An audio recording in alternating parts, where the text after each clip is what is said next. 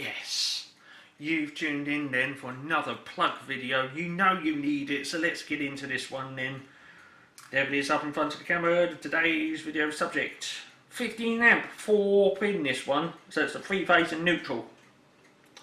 Now before we go any further, I do need to point out that what we're going to be looking at in this one is the old range. Okay. In recent times, Lewden have since restyled these, and instead of having this threaded locking ring on here now, it's just a plop and twist kind of effort. And there we go. That design's been around for absolute decades, and I don't see any reason to change it, but Lewden decided for whatever reason it may be they're going to.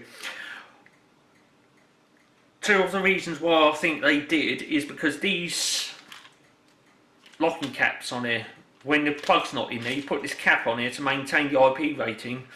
It has been known for some dirty vandal to grab hold of this, yank it off the socket, snap this chain and just basically run off with it at much expense to whoever owns the socket. And there we go. And also with these, once you remove the plug, if you forget to put the cap on, it loses its IP rating. But with the new ones, it's permanently fixed on there and it just lifts up. Okay, so in one way it's a slight design improvement, but in the other ways I think it's just laziness on the user's behalf, that when they put the plug in, instead of getting that locking ring and twiddle, you just plop, twist, job done. And there we go. But the thing that kind of, you know, it's going to rub a lot of people up the wrong way, and that is basically, I'd seem to think that the old style plugs are not compatible with the new sockets and vice versa. So that would be a bit of a peeve right there. Especially if you've invested a lot of money in buying these and you've got loads of sockets around everywhere, and you've got like say 10 or 15 appliances with the plugs on, and then you think, oh, I need to put another socket in. You put another socket in and you go and put that plug in the new socket and it don't fit because it's incompatible. So now that I've got that out the way, we are going to be looking at the old range on this. 15 amp, 3-phase and neutral, 3-phase and earth should I say, so it's a 4-pin socket on this one, no neutral. So we've got 3 phases and the earth. I'm going to whip the plug out, okay, put the cap on the socket because we'll be looking at the socket a bit later. Right, I bought these brand new. Okay, they were being sold off actually as excess stock. There's the socket then with the cap on to maintain the IP rating. Lewden.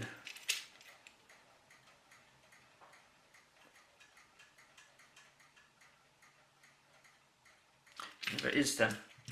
Plug. That on there is a rubber sealing boot. When you wire it up, the flex goes into that hole in there, and that obviously hugs around the flex to provide ingress protection. Like I say, there is rubber on there. I'll just flap it a bit so you can press it down.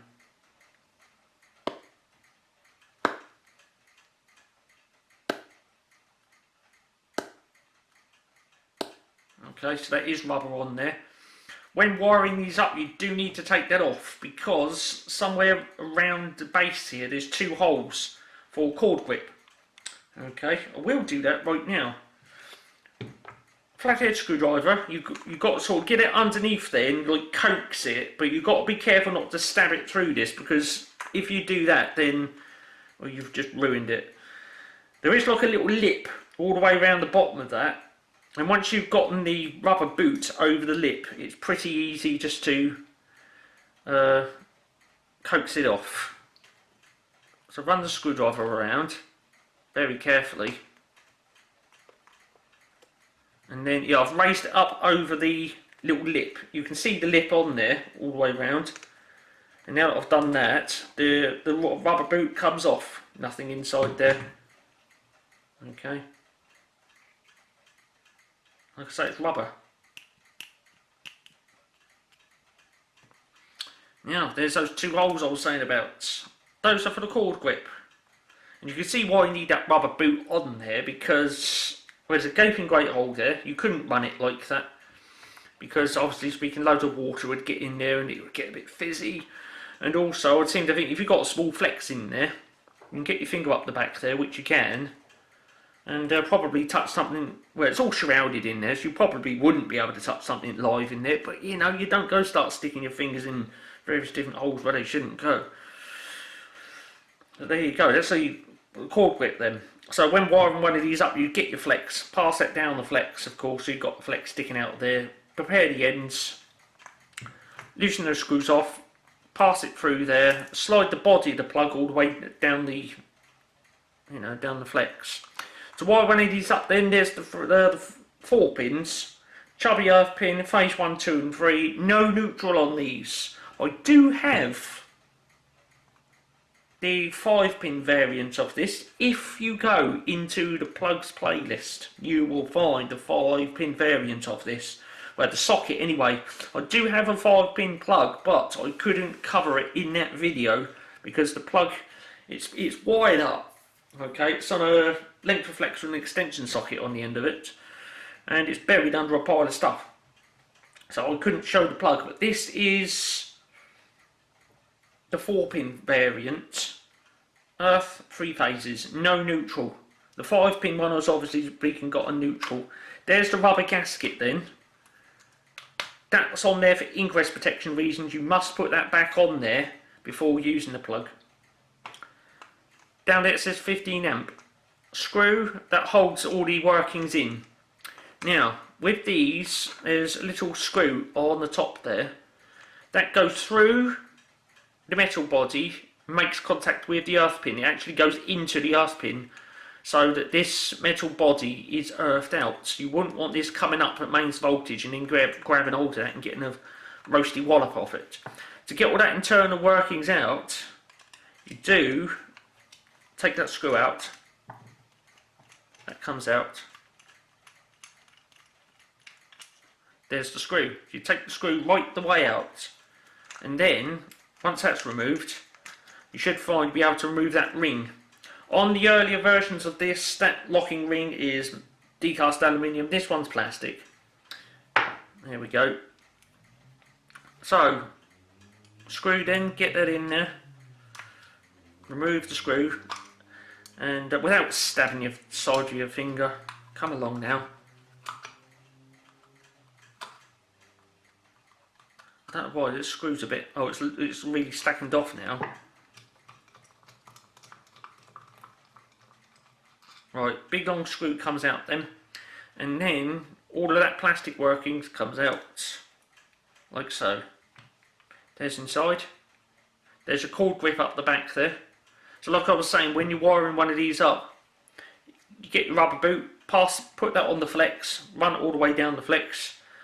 Then you loosen the cord grip off, pass the flex through there, run that all the way down the flex. So you've got those lined up like that then. And then you wire this part up. Now with this, you look all the way around, there's no terminal screws on it, even on the top. So how do you wire it up then? With this cap, it comes off. There's all the terminals then.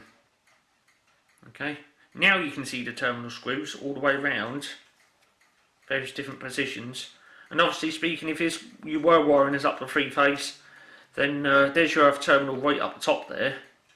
And you'd obviously wire these in sequence, phase 1, 2 and 3. Okay.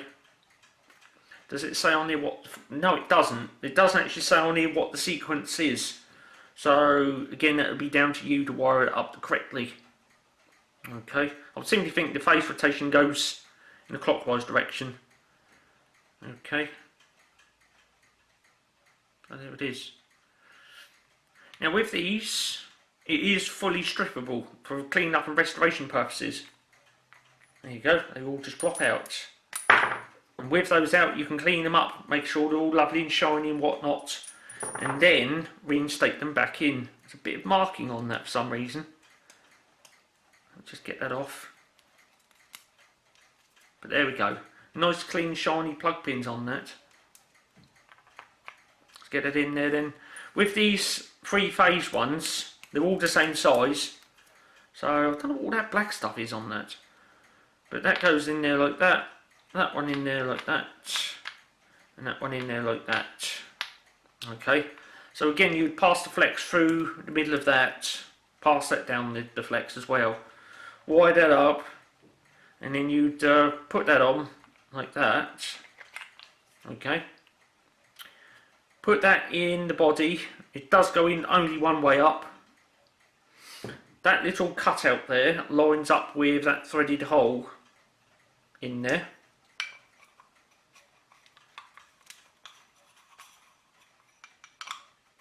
There you go, it goes in there like that. Put the locking ring back on. Locking ring's back on, then put that in. Like that. Put the long screw back in there.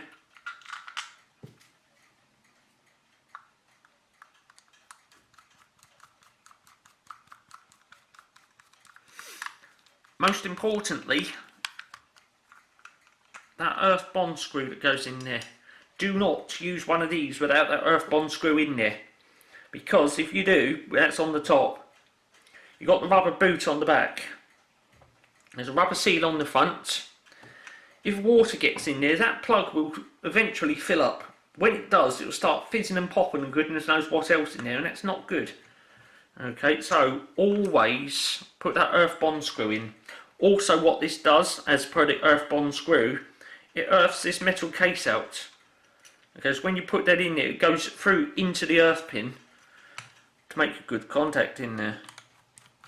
Now, although I've shown the plug being stripped down, if you want to see one of these sockets being stripped down, if you go into the plugs playlist, look for the 5-pin one, 15 amp 5 pin, you'll see one of these being completely stripped down. I won't do that in this video. Let me put the rubber boots back on there then. That just goes over. Make sure it's all the way down so it's on that lip, so as to maintain the IP rating. There you go, that's on there then. And just to finish, put the boot on there. Okay. Let's look at the socket then. Correct way up. Undo the cap. There's the socket. 15 amp, 3 phase. Okay, phase 1, phase 2, phase 3, and your earth up the top. Let's put the plug in.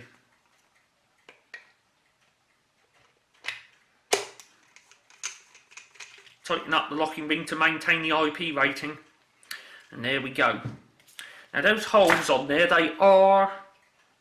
this is die cast aluminium body, 20mm that is, threaded, and if you was putting a steel conduit in there, you need to thread the end of it before putting it in there. With a plastic conduit, however, you do need to put an adapter in first. Here's one. That is part of the MK Egger range, or Eager, or whatever you want to call it. I do believe they call that range Eager Tube, or Egger Tube, or whatever you want to call it. That's from that range. 20mm male threaded conduit on that. 20mm male thread on that. That goes in there. Like that. You tighten that up. Okay, nip it up a bit. And then you get your bit of PVC conduit, rough the end up, bit of solvent weld glue on that, shove that in there, and dob's a good one. Okay, now if you like that one, what I would like you to do right about now, give it a big old thumbs up.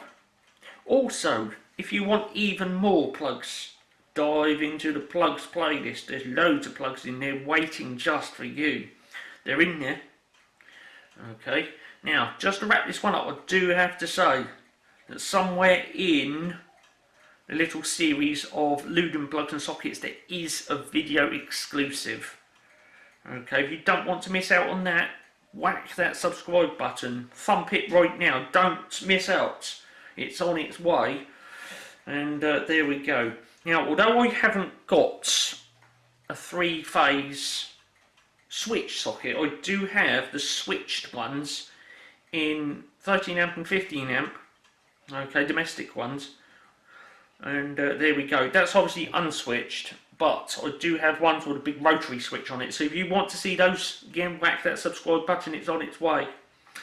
Okay, now I've got to go. You've been watching another Wayne's Electrical production Full HD 1920 by 1080p, and I am out of here. Plugs playlist, subscribe button, thumbs up, all of that lovely tasty goodness, and I am off. More plugs videos coming up a bit later, but for now on this one, thanks for watching.